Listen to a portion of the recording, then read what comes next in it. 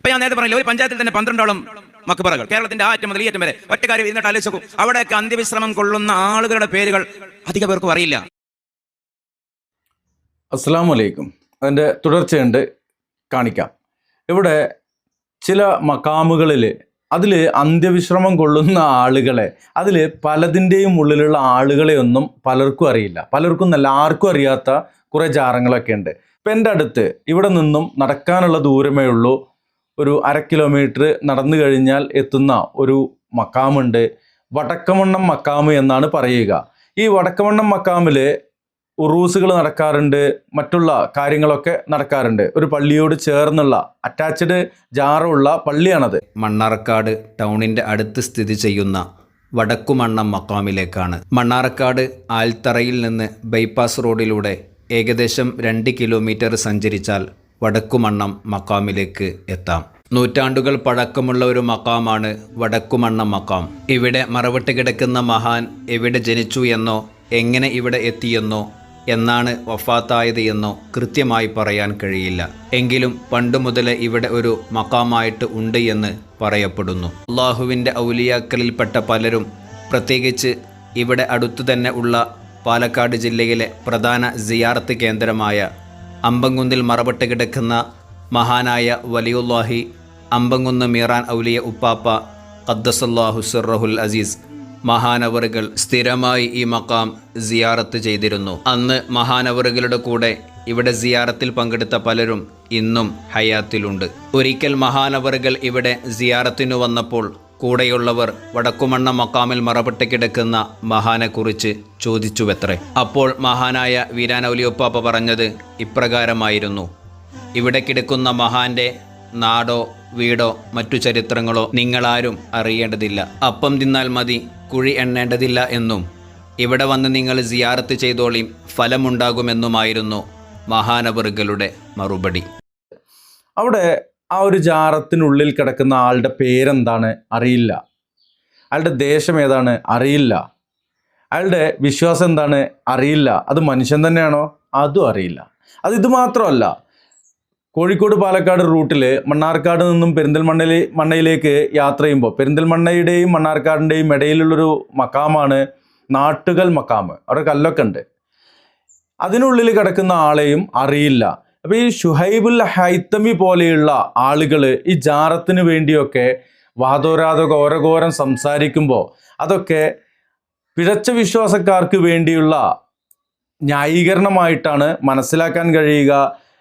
X മുസ്ലിങ്ങൾക്കും അതുപോലെ യുക്തിവാദികൾക്കുമെതിരെയൊക്കെ നല്ല രീതിയിൽ സംവദിക്കുന്ന ഷുഹൈബുൽ ഹൈത്തമിയെ പോലെയുള്ള ആളുകളൊക്കെ കുറച്ചൊക്കെ ഇത്തരം കാര്യങ്ങളിൽ നിന്ന് വിട്ടുനിൽക്കേണ്ടതുണ്ട്. ഇതുപോലെയുള്ള പിഴച്ച വിശ്വാസമല്ല ഇസ്ലാമിന് ഈ ജാറ വ്യവസായമായിട്ടും മയ്യത്ത് വ്യാപാരവുമായിട്ടും ഒരു ബന്ധവുമില്ല എന്നുള്ള ആ ഒരു തിരിച്ചറിവ് ഉണ്ടാവുന്നത് നന്നായിരിക്കും. ഇൻഷാ അല്ലാഹ് ഇത് സംബന്ധമായിക്കൊണ്ട് അത് വിശദീകരിച്ചുകൊണ്ട് ഒരു സഹോദരൻ്റെ ഒരു വീഡിയോ ഉണ്ട്, അത് ഇതിൻ്റെ ബാക്കിൽ ചേർക്കുന്നുണ്ട്. കാണുക, മനസ്സിലാക്കുക. അള്ളാഹു അനുഗ്രഹിക്കട്ടെ. അസ്സലാമു അലൈക്കും വറഹ്മത്തുള്ളാഹി. ബിസ്മില്ലാ അൽഹംദുലില്ലാ. പ്രിയമുള്ളവരെ, കുമ്പോൾ അറബി വലിയുള്ള എന്ന പേരിൽ ഒരു വ്യക്തിയുടെ ജാറത്തിൽ ഉറൂസ് ഉത്സവങ്ങൾ കഴിക്കുന്നുണ്ട്. ചില ആളുകൾ ചോദ്യം ചെയ്യപ്പെട്ടു, അതിനകത്ത് മനുഷ്യൻ തന്നെയില്ല, ഏതോ ഒരു മനുഷ്യന്റെ ശരീരഭാഗങ്ങൾ മാത്രമാണ്.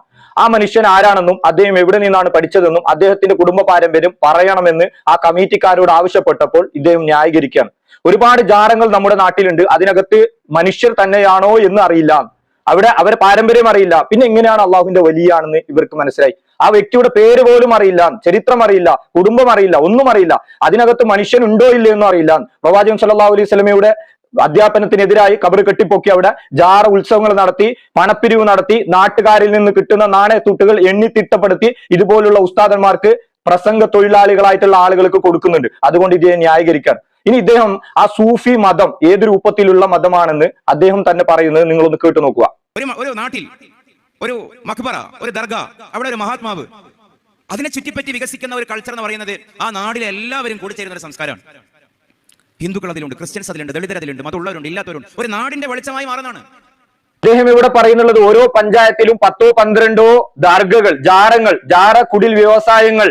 അള്ളാഹുവിന്റെ റസൂൽ സല്ലല്ലാഹു അലൈഹി വസല്ലമ വരുന്ന കാലത്ത് ഓരോ ഗോത്രത്തിനും കുലദൈവങ്ങൾ ഉള്ളത് പോലെ തന്നെ ഇവിടെ ഓരോ നാട്ടിലും ഓരോ കൂട്ടത്തിനും കുലദൈവങ്ങൾ, ഓരോ മഹാത്മാവ്.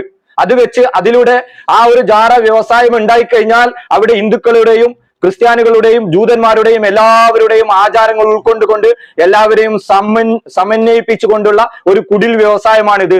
അതിലേക്ക് എല്ലാവരും വരും, എല്ലാ സംസ്കാരവും ഉൾക്കൊണ്ടും എല്ലാ മതത്തിന്റെ ആചാരങ്ങളും അത് ഉൾക്കൊള്ളും. ഇത് ഏത് മതമാണ് സഹോദരങ്ങളെ? ഇതുപോലുള്ള ഒരു മതം അള്ളാഹുവിന്റെ റസൂൽ പഠിപ്പിച്ചു തന്നിട്ടുണ്ടോ? അള്ളാഹുവിന്റെ റസൂൽ സല്ലല്ലാഹു അലൈഹി വസല്ലം പറഞ്ഞത് അന്യ മതത്തിന്റെ ആചാരങ്ങൾ അനുഷ്ഠാനങ്ങൾ കടമെടുത്തു കഴിഞ്ഞാൽ അവരിൽ പെട്ടവനായി. റസൂൽ സല്ലല്ലാഹു അലൈഹി വസല്ലം പറഞ്ഞിട്ടുണ്ട്, ജൂത നസ്രാണികളുടെ ചര്യയാണ് ഖബർ കെട്ടിപ്പൊക്കാൻ പാടില്ല, അവിടെ ഉറൂസിന്റെ കേന്ദ്രമാക്കാൻ പാടില്ല, അത് ജൂതന്മാരുടെ ചര്യയാണ്. ഇന്ന് നോക്കൂ, കുമ്പളയിൽ ഉത്സവം നടക്കുന്നുണ്ട്, അവിടെ കുമ്പോലിൽ ഉറൂസ് നടക്കുന്നുണ്ട്. കളറയിലല്ലാത്ത വേറെ എന്തിലാണ് അവിടെ തമ്മിൽ വ്യത്യാസമുള്ളത്? ഒരുത്തിൽ കിടത്തി വിഗ്രഹമാണെങ്കിൽ ഒരുത്തിൽ നൃത്യ വിഗ്രഹമാണ്. തോരണങ്ങൾ നോക്കൂ, റോഡിൽ അലങ്കരിച്ചിട്ടുള്ളത് നോക്കൂ, അവിടെ കളർ വ്യത്യാസമാണ്. ഒരുത്തിൽ കാവി കളർ, ഇവിടെ പച്ച കളർ. അതല്ലാതെ എന്ത് വ്യത്യാസമാണ് ഇതിലുള്ളത്? പേരുകളിൽ വ്യത്യാസം ഉണ്ടായിരിക്കാം, അതല്ലാതെ വേറെ എന്ത് കാര്യത്തിലാണ് വ്യത്യാസം ഉള്ളത്?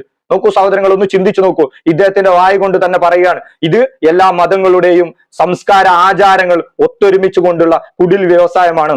ഇനി ഇദ്ദേഹം വേറെ ഒരു കാര്യം കൂടി പറയുന്നത് നിങ്ങളൊന്ന് ശ്രദ്ധിച്ചു നോക്കൂ. മമ്പുറം തങ്ങൾ, പെരുമ്പടപ്പ് നേർച്ച, പൊന്നാനി, ഇതൊക്കെ നാടിന്റെ പേരാണ്. വെളിയങ്കോട് തങ്ങൾ, ഭീമാപ്പള്ളി ഉറൂസ്, തളങ്കര ഉറൂസ്, കുമ്പോൽ ആണ്ട് നേർച്ച, ഇതൊക്കെയാണ് വരുന്നത്. കുമ്പോൽ. അപ്പൊ ഇതേപോലെ സൂഫികൾക്കും തങ്ങന്മാർക്കും കിട്ടിയ ഒരു അവർക്ക് ആർജിക്കാൻ കഴിഞ്ഞ ഒരു കാര്യം എന്ന് പറയുന്നത് നാടിന്റെ പിന്തുണയാണ്. നാടിന്റെ പിന്തുണയാണ്. ഇദ്ദേഹം ഇവിടെ പറയുകയാണ്, നാട്ടിലാണ് അതിന് സ്വീകാര്യം കിട്ടിയത്, നാട്ടുകാർക്കിടയിൽ. എന്തുകൊണ്ട് കിട്ടില്ല? കാരണം സങ്കര മതമാണ്. അമ്പലത്തിൽ നടക്കുന്നതൊക്കെ ജാറത്തിൽ നടക്കുന്നുണ്ട്. അപ്പൊ മുസ്ലിങ്ങൾക്ക് വരാം, അവർക്ക് സ്വീകരിക്കാം.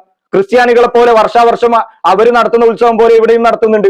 തോരണങ്ങൾ കെട്ടുന്നുണ്ട്, ദീപാലങ്കാരമുണ്ട്, അന്നദാനം കൊടുക്കലുണ്ട്, നേർച്ച വഴിപാടുകൾ അർപ്പിക്കലുണ്ട്. അവിടെ ഹിന്ദുക്കളാണെന്നുണ്ടെങ്കിൽ ആ വിഗ്രഹത്തോടല്ല ചോദിക്കുന്നുള്ളത്, വിഗ്രഹത്തിന്റെ മുമ്പിൽ നിന്ന് ദൈവത്തോടാണ് ചോദിക്കുന്നുള്ളത്. എന്നാൽ ഇവിടെ വന്നാലോ ജാറത്തിലുള്ള ആളുകളോട് നേരിട്ട് ചോദിക്കാം. ഇസ്തിഹാസ എന്ന പേരിട്ടാൽ മതി. ഇനി അദ്ദേഹം പറയുന്നുണ്ട് നാട്ടിലെ പേരാണ് അറിയപ്പെടുന്നുള്ളത്. അപ്പൊ ഇനി മുതൽ ഇസ്തിഹാസ ചെയ്യുമ്പോൾ അഥവാ ബുദ്ധിമുട്ടുകളും പ്രയാസങ്ങളും വരുമ്പോൾ, കാസർഗോഡെ എന്റെ ബുദ്ധിമുട്ടുകളും പ്രയാസങ്ങളും നീക്കണേ, തളങ്കരെ എന്നെ സ്വർഗത്തിലേക്കാക്കണേ, കുമ്പോലെ എന്നെ നരകത്തിൽ നിന്ന് മോചനം നൽകണേ, ഇങ്ങനെ ഇസ്തിഹാസ ചെയ്താൽ മതി അല്ലെ മുസ്ലിയാരെ? അതിനകത്ത് മനുഷ്യനുണ്ടോ, മൃഗമാണോ, ആളുണ്ടോ, പാരമ്പര്യമോ, അദ്ദേഹം അള്ളാഹുവിന്റെ വലിയാണ്, എന്തും അറിയേണ്ട ആവശ്യമില്ല. ഈ മഖ്ബറകൾ നാട്ടിന്റെ പേരിലാണ് അറിയപ്പെടുന്നുള്ളത്. അപ്പൊ ഇനി മുതൽ ഇസ്തിഹാസ ചെയ്യുമ്പോൾ നാട്ടിനെ വിളിച്ചിട്ട് ഇസ്തിഹാസ ചെയ്താൽ മതി. ഇതുപോലുള്ള ആളുകളെ കുറിച്ചാണ് അള്ളാഹു സുബ്ഹാനഹു വ തആല സൂറത്ത് തൗബയുടെ ആയത്തിൽ പറയുന്നത്. സത്യവിശ്വാസികളെ, പണ്ഡിത പുരോഹിതന്മാരിൽപ്പെട്ട അധികം ആളുകളും ജനങ്ങളുടെ പണം അന്യായമായി തിന്നുകയും സത്യത്തിൽ നിന്ന് അവരെ തെറ്റിക്കുകയും ചെയ്യും. അള്ളാഹുവിന്റെ റസൂൽ സല്ലല്ലാഹു അലൈഹി വസല്ലമ പറഞ്ഞിട്ടുണ്ട്, എന്റെ ഉമ്മത്തിൽ ഏറ്റവും ഭയപ്പെടുന്നത് നാവ് കൊണ്ട് പണ്ഡിതനായ കപട വിശ്വാസികളെയാണ്. ഇവരുടെ 1.5 മുഴം നാവുള്ളത് കൊണ്ട് ജനങ്ങളെ ഏത് വിധേനയും പ്രേരിപ്പിക്കാൻ വേണ്ടി ഇവർക്ക് സംസാരിക്കാൻ പറ്റുന്നുണ്ട്. പൊന്നു സഹോദരങ്ങളെ, ഇത് കേൾക്കുന്ന സഹോദരന്മാരെ, നിങ്ങളൊന്ന് ചിന്തിക്കൂ. നിങ്ങൾക്ക് പരലോകമുണ്ട്, റബ്ബിന്റെ കോടതിയിൽ നിൽക്കണം. നാളെ പരിശുദ്ധ ഖുർആൻ ഒന്ന് കയ്യിലെടുക്കൂ, ആവർത്തിച്ച് അതൊന്ന് വായിക്കൂ. അള്ളാഹു സുബ്ഹാനഹു വ തആല കൃത്യമായി നമ്മളോട് സംസാരിച്ചതാണ്. ആ പ്രവാചകൻ സല്ലല്ലാഹു അലൈഹി വസല്ലം അത് വിശദീകരിച്ചു തന്നിട്ടുണ്ട്. ആ അധ്യാപനങ്ങളൊന്നും നോക്കൂ. ഇതൊക്കെ അള്ളാഹുവിന്റെ ഖുർആനെതിരാണ്, റസൂലിന്റെ അധ്യാപനത്തിനെതിരാണ്, സലഫ് സ്വാലിഹീങ്ങളായിട്ടുള്ള ആ സഹാബ കിറാമിന്റെ ജീവിതത്തിനെതിരാണ്, ഇത് മുസ്ലിമിന്റെ ഇസ്ലാമിന്റെ വിശ്വാസത്തിനെതിരാണ്. സഹോദരങ്ങളെ, ഇനിയെങ്കിലും നിങ്ങളൊന്ന് പഠിക്കാൻ തയ്യാറാകൂ. നിങ്ങൾ പണം അന്യായമായി ചൂഷണം ചെയ്യുകയും നിങ്ങളെ നരകത്തിലേക്ക് കൊണ്ടുപോകുകയും ചെയ്യുന്ന ആളുകളാണ്. നിങ്ങളൊന്ന് കണ്ണു തുറക്കൂ. റബ്ബു സുബ്ഹാനഹു വ തആല നിങ്ങൾക്ക് അതിനുള്ള തൗഫീഖ് നൽകട്ടെ. അസ്സലാമു അലൈക്കും വറഹ്മത്തുള്ളാഹി വബറകാതുഹു.